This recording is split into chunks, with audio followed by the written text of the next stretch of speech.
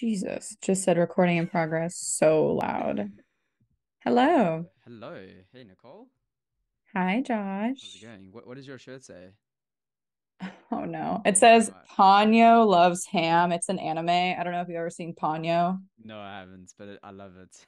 Yeah, it's really funny. So I like love that's one of it. like my favorite like anime movies is Ponyo. Okay. So Nice. yeah, I never watched anime until like my husband was like, "Oh, like about oh my God, now I forget the guy's name, but he's like this huge Japanese director for like all the major oh my God, I cannot think of his name. That's Yeah. awful. Okay.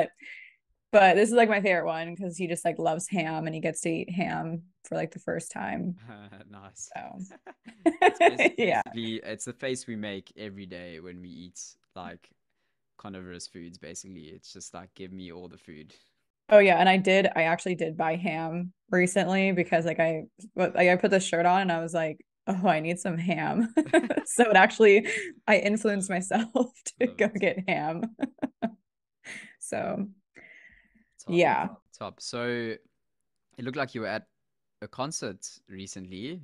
That's Yes. exciting. Tell me about that. What was that? So my one of my favorite country bands is Midland. Yeah. And like they're a little bit more like twangy, like they're not mainstream country. And like I'm just a really big fan. And so is Taylor. And so us and our neighbors went and it was like literally 100 degrees. And it was at this like Boise Open, so it's partially a golf tournament. And then like after the golf tournament, they do like a concert for charity. Mm. So like tickets were like $25, which is super cheap. And so we had bought tickets like 3 months ago because obviously, I'm a fan. Hmm. And we were gonna go earlier. And then I went outside to walk the dogs and it was 100 degrees. And it was like hot. Like that's like Yeah. it's like the hottest that probably like Amsterdam will ever get. Like 100 degrees. I think it's like It's like 40. 38, 38, 40 Yeah, degrees. yeah, Yeah. 38 or so. Yeah. Yeah. So we ended up going like right before like they were supposed to go on. This is like our style now. We always show up like right before like the main act goes on. And it was great. I had sweat dripping from every single pore of my body. And it was actually like beads of sweat were going down my legs. I was wearing a dress and I could just feel the sweat down my legs. And it was a black dress though, so you couldn't see any sweat or anything. But Yeah. it was just so nice to like finally see them. It was my first time Mm. seeing them live. And they were great. They sounded great. And it was just a great experience. And remember, like, I'm sober all the time, and like, had I not been pregnant, like, I for sure would have had like a couple drinks and, had a Mm. good time. I still had a really good time. But I will tell you, we didn't eat dinner before we went. We go and all the lines are super long. And like, there's only two options, like a sandwich or a hot dog. And so I got this hot dog and it was, excuse my French, it was the biggest wiener I've ever seen. Like it literally was like the biggest wiener. And the bun was like literally like this big. And like I think at this point it was 8:30 and I hadn't eaten since like 12 or something. And I'm like, oh God, like I'm just gonna eat it. Like I'm just gonna eat it and see what happens. And pretty gross. But But I did did you it. did you not feel great after the bun, or do you think like Um, the bun was so small that it yeah, more was just meant for me to hold it. Do you know yeah, what I mean? Like mm, the ratio of bun to wiener was like bun was like I don't even know. Like the bun was like my pinky, and then like the hot dog was my whole hand. oh my word, oh my word. Like that's like the Yeah, difference. I But feel like that's all like bread is really. Hey, a bun is like, I mean, what the fuck? Like, it's just a yeah. convenient thing that you hold your meat in to consume it with, and it's like, what is this thing? No, I know. And like for me, I was just like, okay, like I probably need the calories. It's in the evening that I'm eating some carbs. Mm, So like I'm not too worried. But that it was just super fun. Like mm, it was just super fun to go and do that. And it was a huge crowd. And actually what was funny is usually I get like pretty bad claustrophobia. Like whenever I've gone to concerts or something, I am one of the few, I don't know if I'm a few people, but I'm claustrophobic. And so like I always get concert tickets next to an exit, like when it's an actual formal sit down one. Since this was like an open venue, like on a golf course, it was Mhm. like pretty chill. But I noticed that usually I'll ease into things and I'll be a bit anxious and then I'll be like, okay, this is fine, you know? Mm. And it's the same thing when I go in a movie theater. It's really weird. But like I was just so relieved that like I didn't feel any of that anxiety, Yeah. which I think was like pretty cool. I don't know, like my mantra, and this will kind of tie into what I want to talk about today, but like it's kind of just like surrendering. You know, like there's Mm. so many things out of your control Mm. that if you can like get in a place where you can just surrender to what's happening and kind of like get those bad thoughts that you Mm. know most likely Mm. won't happen like out of your head, it's just such a better experience of life. I, I love that. I mean, because obviously in our last episode, I spoke about my experience going to Boom Festival, which is like, it's huge. I mean, if you're talking Yeah. about, it's 40,000 people. Okay, that like makes You, me a I, little bit like uneasy. Nicole, honestly, if you turn your if you walking on the dance floor and you turn for a second and your friends leave you, You're done. you probably won't see them for the rest of the day until they gallivant back to the campsite. Yeah. But my point is that I've also felt an extreme level of just seeing that crowd. I mean, bearing in mind after the 2 years we've had, I felt this huge sense of anxiety, and I just said let go, just surrender. You hear it's just this thought that's coming up in your head. You just have to let go, and so I think we had a similar experience, obviously in a different like Hmm. level. But I agree with you. There's something quite profound in letting go, and there's also something we've touched on it. We've touched on it in the past, but again, like your goal with healing and using the meat-based diet is not to become the next best perfect hyper carnivore that is so perfect that you don't put a foot wrong. Your goal is to actually heal to a point where you can go to a Midlands concert and go and enjoy it and have a hot dog with a bun because you were hungry and then feel okay afterwards, not go on like a binge eating weekend. So I don't know. Personally, I can't stress that enough. I really can't. Like Yeah. the whole point of this is that you can heal. It's not so you can become this perfect, carnivore that most of the influencers that I see are trying to Yeah. be. I like what you say. And I think because there's so many people, like, for example, anxiety, like that is felt by so many different people for so many different reasons, of different things that trigger it. Mhm. And like if you can get to the point where, you know, your anxiety is even just lessened, right? Like Yeah. maybe it's not virtually gone, but maybe now you're at the point like me where I recognize that I was like, oh wow, I usually get anxiety at this point because I'm in a crowd of 4,000 people. Mhm. But actually, like I'm just surrendering and giving in. Like that is a healthy sign of me dealing with, you know, anxiety that I maybe had in the past that was a little bit more elevated, you Mhm. know? So I Mhm. feel like we're doing meat based so we can live life. Mhm. We can live life, you know, more true and everything. And I feel like, so as you know, right, Josh, like I'm having a natural birth, right? And, you know, there's a lot of, I'll just say it, there's a lot of fear mongering. And there's like this idea that you need to be medicated to give birth because the pain is just so insufferable. You know, that's kind of like Western culture, right? Mhm. Um, and I realized that like there's just such a connection in the spiritualness of like giving birth and like it's just it's way beyond pain, right? It's like an experience. And I feel like it's kind of been just put out there as like a negative experience.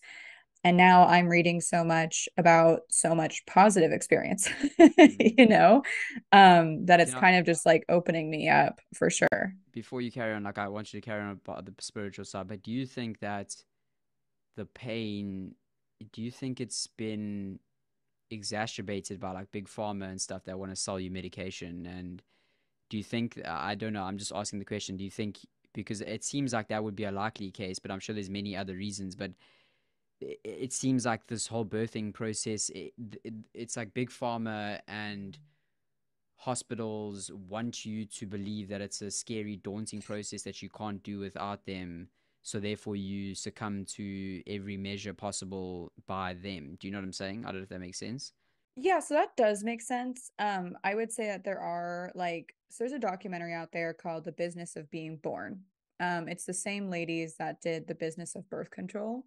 Mm, So there is definitely, having medicated births does, definitely positively impact big pharma, right? Like there's money being made, right? And giving birth in a hospital, having a medicated birth. Like I think right now, birth in a hospital in the US, just for a normal birth, not a cesarean section or anything like that, is like above 15,000. mm. Just to go into the hospital, be admitted, and give your baby, like give birth to your baby vaginally. It's crazy. So like there is a business, no, don't get me wrong, there's a business behind that. However, pain to me comes from fear. It comes Mm, from fear of not knowing. It comes from fear of not letting go. It comes from fear of not thinking that you can do it. Right. So I think that the pain that's experienced, like in what I've been reading and everything about people's experience, the more that they try to, um, like say, you know what, I don't want to be educated on birth. I want to go into things, not knowing, right? Sometimes that might work for well for people, but what happens is the not knowing creates this fear inside of you. And so you're like, oh, what's happening now? Like I don't know what's actually happening with my body. I'm not in tune with my body, right?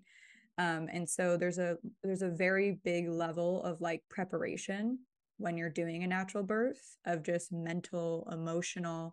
Like I've read stories of women who, so what happens is like, your uterus contracts, right?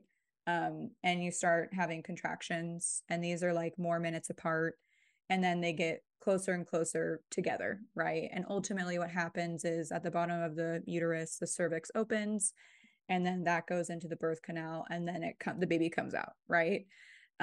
So a lot of people don't know So that slow. process. Well, yeah, so it's really hard. Yeah. But what Yeah. happens is that what I've found with a lot of the different stories, because I've been reading, like I probably have read about 40 different birth stories right now, that vary from, positive to negative experiences, but for the most part, natural births or attempted natural births. Okay. Mm, And so what I've learned or gathered is that like who you have in the room with you is extremely important. If you have unresolved issues with your partner, like let's say I had an unresolved issue with Taylor, it's going to like restrict me from letting go and opening up, because what's really important for that uterus and that cervix is that you're like surrendering. Your mm, body has to open up. You have to be very relaxed and open up. So if you have these things that are unresolved that you're dealing with, like some of these women had to go through many therapy sessions with their husband while they're giving birth so they could open up, wow, that's amazing. because you have to get to a certain amount of, dilation in Yeah. order for the baby to be able to come out and everything from the cervix. Mm, And so it was so crazy because like what would happen is this girl was giving birth in a hospital, and she was unmedicated, and the baby, like literally the face was like coming out of her vagina. And there was a resident, so a brand new OB doctor, like witnessing it, and he had this look of just absolute terror on his face, like something was awfully wrong, and he was just terrified because this is his first time seeing a birth. mm. And what happened is the mom who was giving birth just was so affected by this. The baby shot back inside her, and I ended up breaking one of her ribs. Oh gosh. So like the mood, the vibe, the Mm, people that are involved like during your birth process that are with you, like you just need like you need solidness. You need people that like you're looking in the eyes and you're like, I completely trust you. mm. Like it needs to be so positive and so like there can't be anything like, so for me, like I know like I don't want any of my family there because I feel like that'll bring like a stressful layer. that I don't want, especially since most of my family is like, oh my God, you're doing a natural birth. Like, what the hell? Mm. You know? So I found that super interesting that, like, who you're around, if you have unresolved things that are going on in your relationship, like, it's so weird, but it affects how you can open up and how you can give birth. Mm. That's amazing. Like I can so picture that. And as Yeah. somebody who's I hate to use the word spiritual, but I mean I am very You are. spiritual and it's just who I am. Like that it's part of me. But yeah, I mean from I haven't given birth, but there's many times in a psychedelic experience or psychedelic ceremony, if you read books from Hoffman or some of the prominent psychedelic researchers, you can actually have a rebirth experience. The theory is that you actually experience your birth, and that can be painful because if you had a painful birth as a kid, Yeah. you can actually re-experience that in the psychedelic experience if you go deep enough. You actually experience the trauma of birth because birth is a trauma in a way. You think about it, you're coming from the safe haven of your mom's like environment, which is your home. You're getting fed to being thrust into this big scary world where oxygen just hits you, your blood vessels dilate, your heart starts to pound. It's a scary process. I mean, I don't know where I was going with the psychedelic side of it, but what No, I'm but trying to I say is will. it's interesting because you can a bad birth can potentially also have an impact on your biology and the way you experience stress in your life. And I would imagine if you have a natural birth and it's good and the vibes are great, that baby's Yeah. probably gonna You're be, coming yeah, you coming into this world with love, with love, right? you know? And like a spiritual connection to your mother. Yeah. So that's the thing, is like you always only hear the bad stories. Like, as someone who's Mm, pregnant, people always want to just tell me their bad stories. And it's also been described to me, the other thing, it's so funny you bring this up. Birth, like the natural birth process, there's so many different hormones that kick in at different phases, yeah. to like protect us from a certain amount of pain when we're giving birth. But it has been described as euphoric. It's Mm, been described also as almost like, I guess, transcendent, right? Like, you went into this as a different person, and because you went through this birth experience, you're now a completely different person and you will never be the same. And that's not to say from trauma. That's because you experienced something um so profound, so unique, so humbling, so just like primal, and like you're making these sounds. Like, I always read about this, these women are making sounds, guttural sounds, that they didn't even know they had the possibility of even making. It's yeah. just natural and it feels good. So I'm just excited. I feel like I'm about to go, this maybe is weird a little bit, but I feel like my birth experience, like, I'm getting ready for this trip.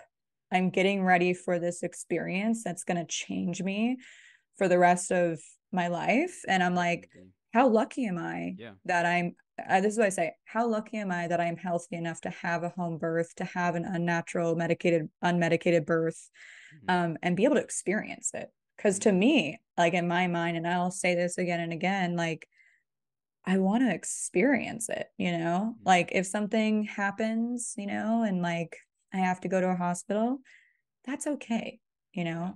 Yeah. But I'm going to set myself up for, having that experience that's positive. Yeah.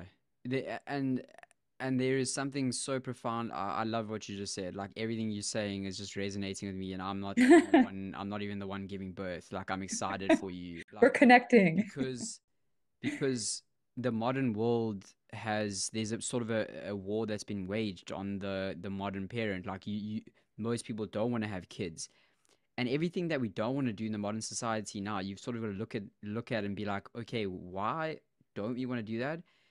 And the from a personal example, a close family member of mine has recently given birth, and I've seen profound changes in her through motherhood.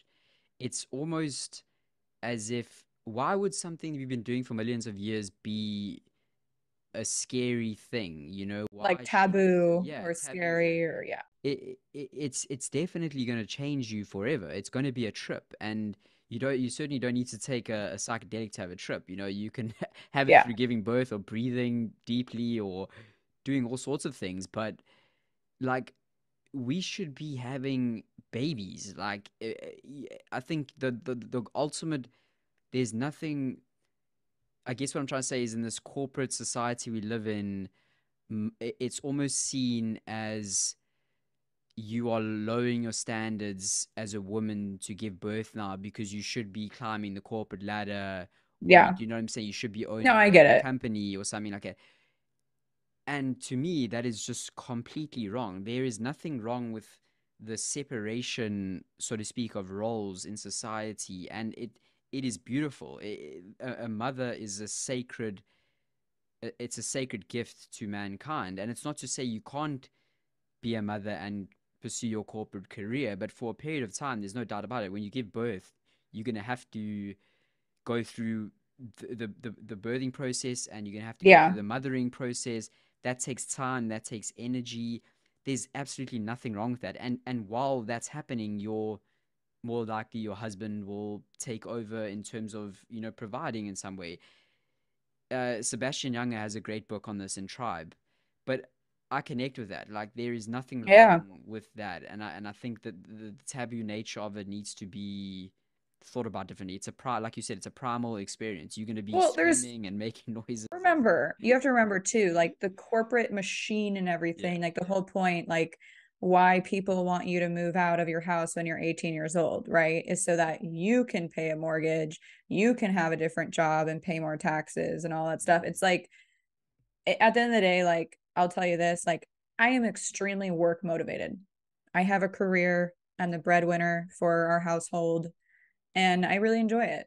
However, if I had the opportunity to choose between being a stay-at-home mom for the rest of my life and give up my cushy job, 100% I would choose to be a stay-at-home mom. mm, Like I think that it's just it's honestly lost. I mm, think it's lost on millennials. I think it's lost on Gen Z, that like the importance of having a home, the importance of having a mother figure that's there all the time.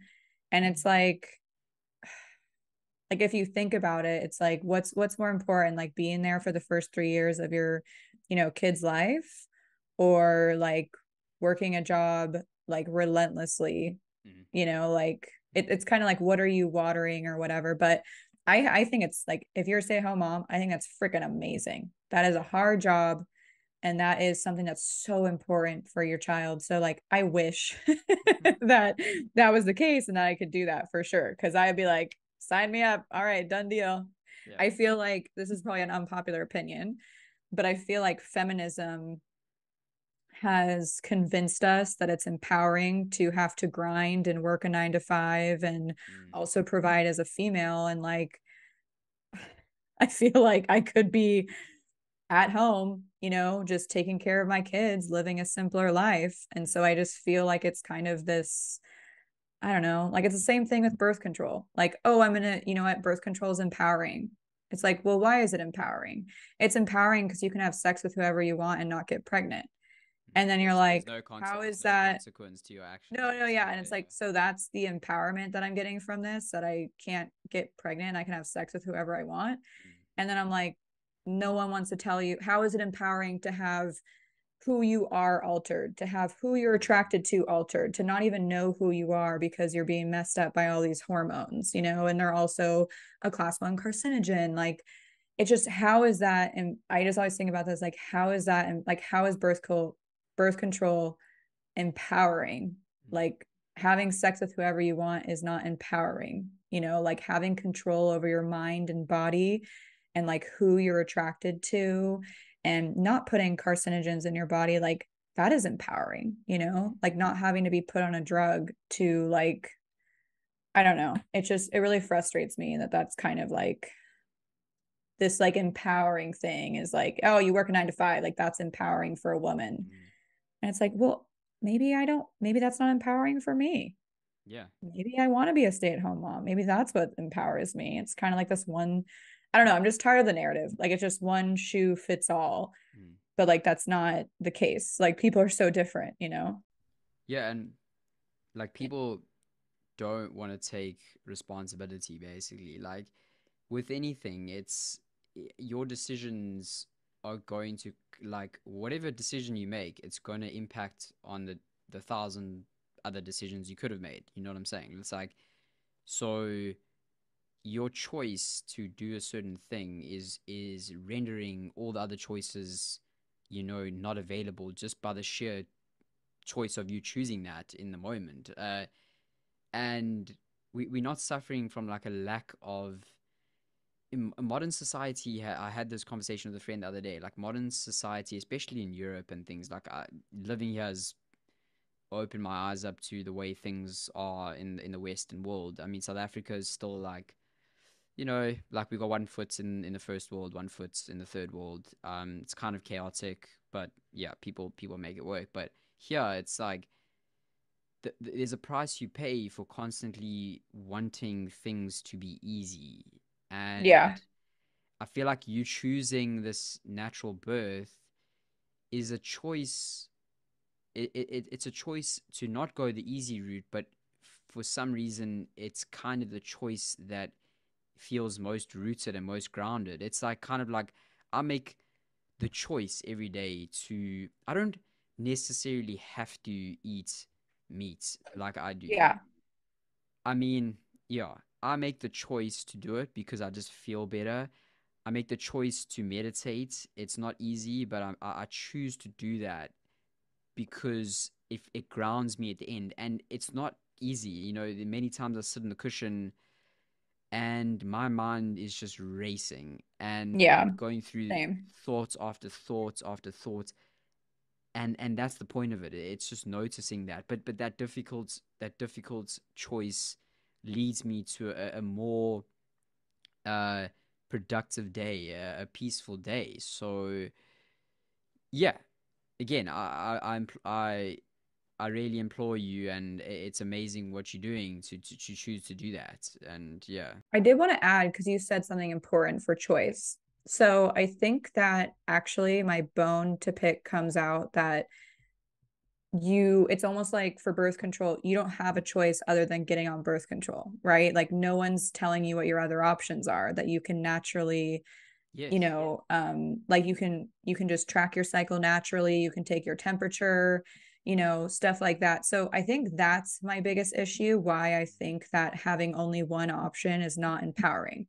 That's basically someone convincing you and brainwashing you to do something as the only choice that makes sense. And so then you take it to birth and you're like, oh, you know what? For the Western world, like really the only way to do your birth is in a hospital, you know? Like that's your option, right? Um, and if you veer away from that, like there is another option, home birth, right? There's birthing centers, right? Kind of an in-between option between the hospital and, a home birth. So it's like my issue that I feel like none of this empowers me is when someone's not giving me a choice, when someone's not giving me options. Mm. I feel empowered when I have options, when someone's explaining to me like the full side effects or someone's telling me like, hey, these are all the ingredients going into this shot for you. Like that's information, So I think when you say you choose to meditate, right?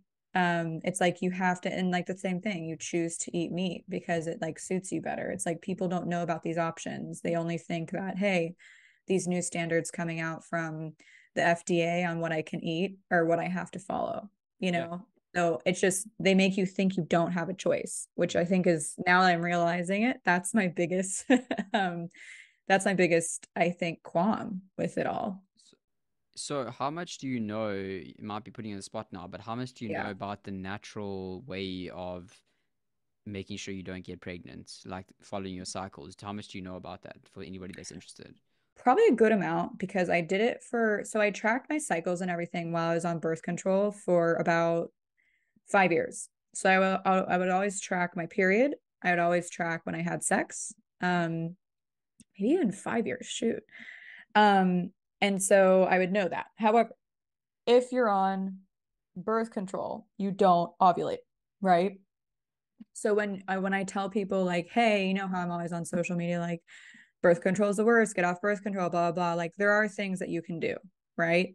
The first thing is that you would get a tracker. There's tons of free tracker apps where basically This you is would without birth record. control now, obviously. Hey. Yeah. So if you Yeah, want to get yeah, off birth control, these are yes, like the yes. steps I Okay, would do. okay, So yeah. step one to getting off birth control is get off of it.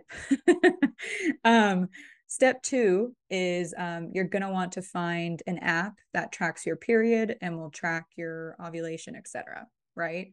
So get that app, start tracking your period. The third thing is that I would actually test, especially if you've been on birth control for a long time. I was on it for 15 years. And when I got off, I was really concerned whether or not I ovulated. Because what'll happen sometimes is it'll take a really long time for people to start ovulating again. If you don't ovulate, you can't get pregnant because that's when the actual egg drops. And ovulation usually occurs around 14 to 16 days of your period cycle, like I guess your monthly cycle, right? So your period is like day one of when a new cycle begins. Period lasts, 4 to 5 days. When you're at like day 15, that's when the egg actually drops. And that's literally what starts the window of like you being able to get pregnant. Technically, you can have sex like 1 or 2 days before you ovulate, and sperm can live up to like, I think 2 to 3 days or something. So, I mean, like there technically is like 4 or 5 days during like a month cycle for a woman where you can get pregnant. But like the biggest thing is that, what I said, the third thing, get an ovulation test. See if you're even ovulating. Start testing yourself on day 10 of your cycle through like day 18, because some people it'll be a little bit messed up. But first, see if you're ovulating, right? Because you have no idea when you're on birth control if you ovulate, because that goes away completely, right? You don't ovulate when you're on birth control, right? You're not doing your natural thing. So the first thing I tell people is that if you get off birth control, give it a couple months, test to see if you're ovulating, right? Because if you're not ovulating after a certain amount of time, that is an issue. What happens is that, like me, I went off birth control when I was 29 because I was like, you know what? In the next year or so, I want to have a baby. So I want to get ahead of this, right? There was a high chance that I would get off birth control and not ovulate, and then have to go through the road of seeing different doctors and figuring out how we can get my body to ovulate so I can actually conceive. Because you fucked that So, cycle up so hard that now yes. yeah, yeah, yeah. So it does take a while to like regulate and come back, but there are some people where it doesn't come back. They end up having fertility issues because they've been on this for so long and it's messed up their hormones so much. I know people that have gone off birth control and they end up bleeding for 30 days straight. Just their body's response. Or I have people that get off of it and they don't have their period for a couple months. So I've heard, from both. But the craziest thing is that this is like the biggest one. You could get off birth control, and because it changes the smells, that it alters who you're attracted to. Okay. So if you're on birth control for 6 years and you get off birth control and you've been with the same guy, and all of a sudden you get off birth control and you're like no longer attracted to that guy, we got bigger issues than trying to make a baby, right? We now have an issue of, oh my God, the person I thought I was going to spend the rest of my life with, I can't stand the smell of him anymore. Like that to me is like the biggest thing. So I say, ladies, get off birth control as soon as you can, because one, you want to find out first, are you still attracted to your partner? Right? That's a big one. Two, get that natural just app to track your cycles. Three, test during, for ovulation. And the way, to avoid getting pregnant if you're worried is one, condoms, or two, pull out, or three, avoid having sex during that, fertile window. Which is Because like once you five find to out, something days, actually, yeah, like it's like a week roughly. to be Yeah, safe. yeah. Like it's like about a week to be safe. But again, like if you're not testing your ovulation, like that would be my number one thing. Get off birth control and test for when you ovulate, right? Like track your cycle, track those things, because that's going to be your way of adopting to things first, and like finding out, oh shit, I've been off birth control for a year and I actually still don't ovulate. Mm. Like something is up, right? Yeah. It's kind of like it's like the new smoking, really. Hey, it's like Yeah. this is becoming like a revelation now. Like people are realizing how fucked up it is. And the more you speak about it, the more I think like what the fuck? Like it Yeah. I'm not even a woman, but I can just picture the the impacts that that it has on you. Like it can't be good for you. Like Oh yeah, I think about it, Josh, all the it's time. so fucked. Like I wonder how different of a person I might have been in my life. And I wonder if certain issues I had with depression, anxiety, like mm, I constantly wonder for 15 years, that's like who I thought I was. mm, And now that I went off of it, I know who I am now. And that I feel like that was not me. And that's not a cop out to say that for any bad thing I've done or, any shitty way I felt like, I was on birth control, yeah, like it's that wasn't fine. me. That But was like Nicole. that was Nicole on Nicole's birth crazy birth control. control bitch sister. But here's the thing, I do believe that. So ladies, like if you are like not ready to have kids, that's fine. Mm. Get off birth control still though, because you might find out that you are no longer attracted to your husband or attracted to your partner. And like Or you just yeah. luckily that did not happen to me, but I will say this, there was a level of annoyance when Taylor would do something that wasn't there before. I swear to God. Like he That's would do interesting. something that he'd always done and I'd be like why are you doing that? Like ugh.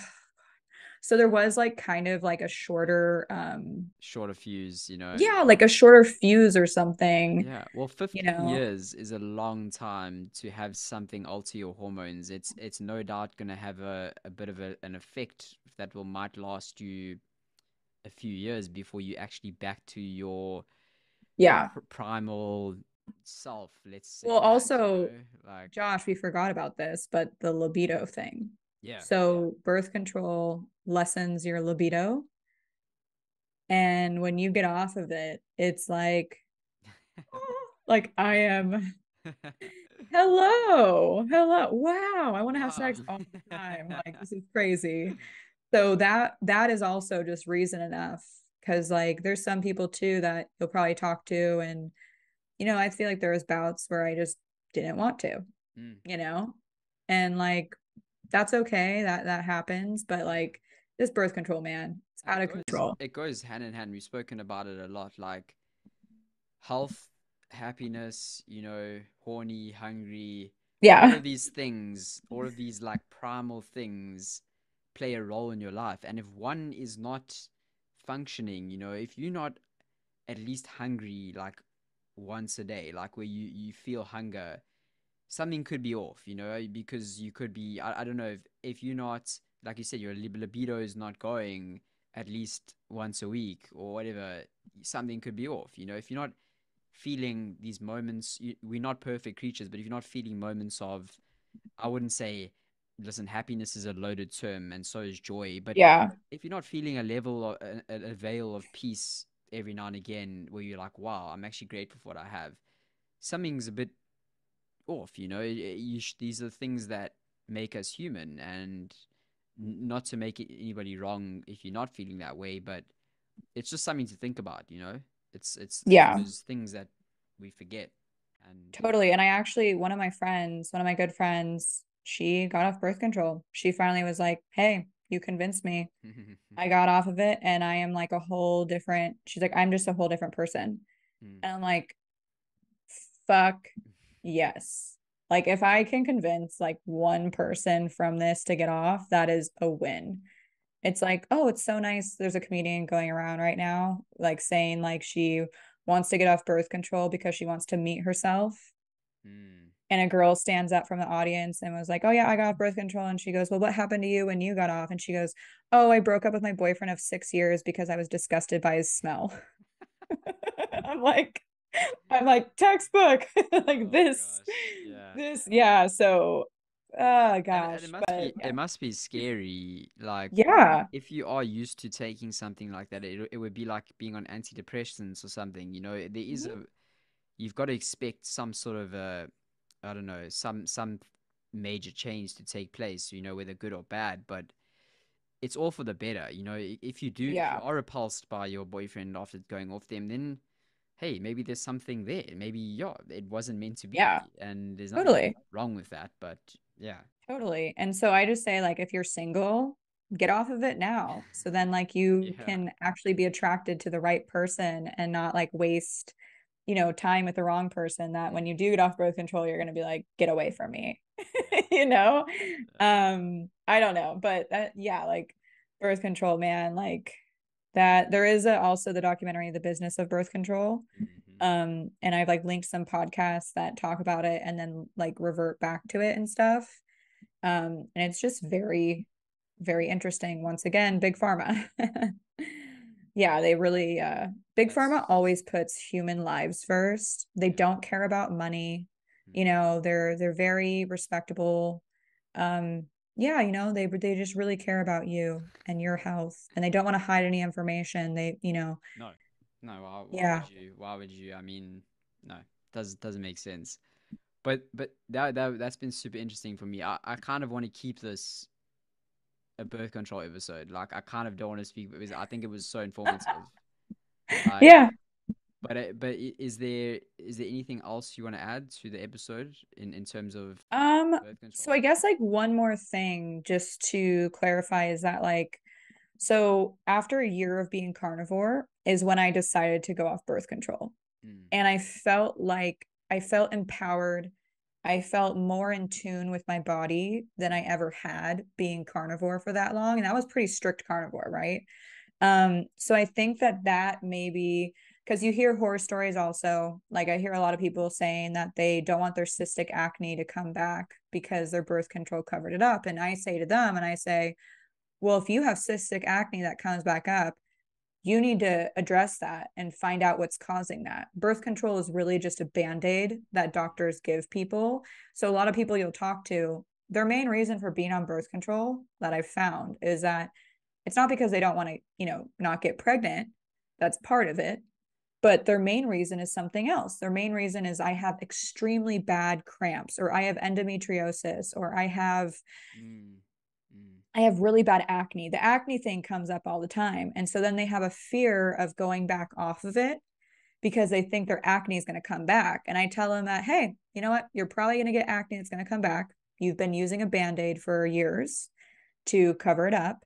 But now you need to go to a functional, doctor, I'd recommend, and find out what is causing the cystic acne, because that's going to be a food allergy. That's going to be your gut, right? That's going to be something else going on that birth control has just been covering up for years. So that's like the main, I guess, reason why like women don't want to get off of it, I think, is because it's helping to lessen a symptom they have that those doctors have not looked in. They just been, we'll put you on birth control. It'll make your cramps less, right? yeah, They're not yeah. looking if there's ovarian cysts. They're not looking at your diet or lifestyle or anything. And they just being told from the company that comes in with any medication, whether it's birth control or statins or, but they just get told like, here's a pamphlet, you know how to read, this is what it Yeah. does, prescribe this medicine, and doctors don't have time. I hate to say it, they do have time. I'm just saying that they don't have time because they're shoving as many patients in as possible because we're facing an epidemic of sick people. But in general, they don't have time to go and read up the latest studies on birth control because also the studies are hidden, probably, like they're not in the Yeah. mainstream Of course. PubMeds and things like that. You would have to You have to know the dig. right people. You'd have to dig and find this stuff up, and then even then, it's just going to get pushed down because there's forces that are beyond. But if like you said again, if you're a doctor and you're a person and you just think with your rational mind, like, do you really believe that any sort of pill or something that changes your hormones or lowers something as vital as cholesterol, do you think that is going to give long term benefit? I no, like any rational person can't believe that, surely. So here's the thing, Josh, is most people believe the government, big pharma has the best intentions, right? Most people believe if there's a food on the shelf, right, it must be okay for you to consume. right? So that's like 90% of people, maybe that's being a bit too, maybe I'm not giving people enough credit. Maybe that's like 80% of people. I don't know. But you have to remember, like, that is what we've been conditioned to believe. That's what we, since we're born, right? Yeah. That's literally, like, most of us are born into this world on an epidural, which has fentanyl in it. We're literally born into this world on drugs, Mm. right? Like, it's just, this is like the never ending cycle of big pharma controlling everything and then also not having the information for people to make decisions for themselves. I was actually just going back and forth with a friend, and like we were talking about the number of people that were vaccinated, the number of pregnant women that were vaccinated, and how the data showed that Mm. Pfizer released that 44% of 44% of pregnant women who received the COVID Pfizer vaccine, 44% their babies ended up in miscarriage, right? And what Pfizer did, and my issue Fuck. is that as a pregnant woman, I want to see this data. Not saying that like everyone's just like trying to get, COVID vaccines while they're pregnant, but still, there's still people that say, hey, I want to give you this while you're pregnant, or this, I'm going to give you this while you're pregnant. And especially back in 2020, they were pressuring pregnant women to do this. But my issue was not more so saying like, oh, you're going to have a miscarriage if you got the vaccine at some point. My Mm. issue was that this information had to be dug up. Mm. It had to be court ordered released for Pfizer to put out their trial information about this data. And then what they did is, even though it was released, they then said they categorized miscarriages as adverse side effects that had since been resolved. Okay. That's what they categorized a miscarriage. So that's my biggest issue, is that like, sure, like, maybe there's some things where you want to make a decision, but if you don't have all the information, how are you supposed to make an informed decision, especially when big pharma wants to hide this information from getting out? Like, it's so infuriating and it's so frustrating, because as a pregnant woman during 2020, I would love to have seen this information, Mm. but they didn't want to release their trial information on that. Mm. Like, if there's any possible chance that, something may influence me losing a child, right? Or like having a miscarriage, like when the baby's actually in your stomach right now, like I don't want anyone to touch me with anything. Like I don't want any medications or anything near me, Mm. right? And then the whole other thing is you have to find the ingredients. So I would just say that my biggest issue with big pharma is that they try to hide information that's critical to your decision making process. If you want to do something, if you want to get the vaccine, cool. If you don't, cool. But can we at least see all of the information so Yeah. I can make a decision? You know, And can it be, yeah, publicized on mainstream media? That would be great as well. oh, that will never happen, but Yeah. it's out there. Yeah. No, that's very interesting. I certainly found a lot of value in listening to that myself. Yeah, it's super, super helpful. I'm sure many people will have similar questions that you've answered. But is there anything else that you want to touch on, since we're on this whole birth control slash birthing episode, mini No, episode? just know all your choices before you make a decision. Just Mm. know that there's not one path. Things are different, and try to embrace yourself with positive birth experience stories, Mm. because those are the ones that are so empowering, and they actually get me excited and make me like visualize. Mm. Like every night I feel like I visualize like going into labor and giving birth, and it's very therapeutic, because I'm kind of like cheering myself on that I can do it. Yeah. But also, this is the book. I highly recommend reading this book. It's Ina May's Guide to Childbirth, and there's like about 100 different stories as half the book, and then the other half is explaining in depth the childbirth process and everything like that, dealing with pain, emotions, and just other things that people should definitely do to get ready, whether you're going to give birth in a hospital or not. Mm. And are you still diet wise? Are you still same vibe, similar? What's happening diet wise? So it's mostly meat right now. um, So basically, like the goal is, and this is for any person that's pregnant, to try to get 80 grams of protein per day, Mm. right? So I have ventured out to Greek yogurt and strawberries in the evening. I Okay. find that that is really good. And the Greek yogurt, the high fat one, is very high in like protein, Mm. right? So that's like a great snack later in the evening. But I'm actually doing right now, I do my bulletproof coffee, Mm. and then for breakfast, I have um, two raw eggs, like 1/2 cup of raw milk, 1/3 cup of water, and then I put in one like scoop of this protein powder by Primal Kitchen. Mm. And for some reason, and like I love the ingredients that Primal Kitchen uses in this, and I've tried a lot of different protein powders. Like I usually get I don't want the ones that are not beef. Like I don't want whey protein or anything else. Mm. So I always get the grass-fed bovine like as my protein, right? So it's collagen, hydrolyzed collagen Yeah, yes, inside. yes. Yes, yes. Yes. So I always get that. And I actually have a new one that's on my way that's small batch made by this girl in LA. Which is like small batch, like it's literally grass-fed bovine.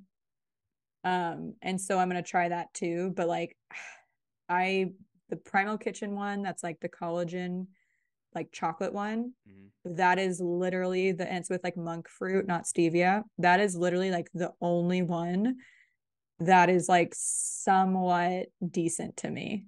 Okay, Like, interesting. and I love that for breakfast because then I get my eggs, and I think it's like almost 30 grams of protein Mm.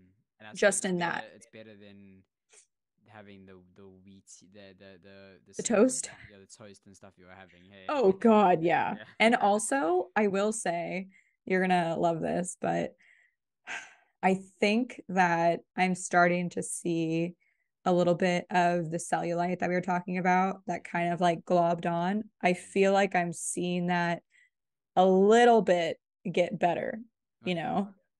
And but I still think it'll be like a post pregnancy thing because you really need that extra fat, especially for breastfeeding. Definitely. Yeah. But yeah, like that's my jam. I'll probably put up the recipe soon of like how I Cool. do like my protein thing, and Taylor Nice. liked it. But yeah, like it's so easy, and yeah. So Cool. yeah, 80 grams of protein minimum a day if you're pregnant. Minimum. Yeah. Yeah. You need to feed. You're feeding for two. Yeah. Building blocks. Yeah. Well, this was super fun. Super hot. Hot and heavy Hot. episode. I really enjoyed it. But yeah, please remember to like, subscribe, comment. It does go a long way. And until the next one. Oh yeah. Can't wait to see what that's going to be about. Cheers. Bye.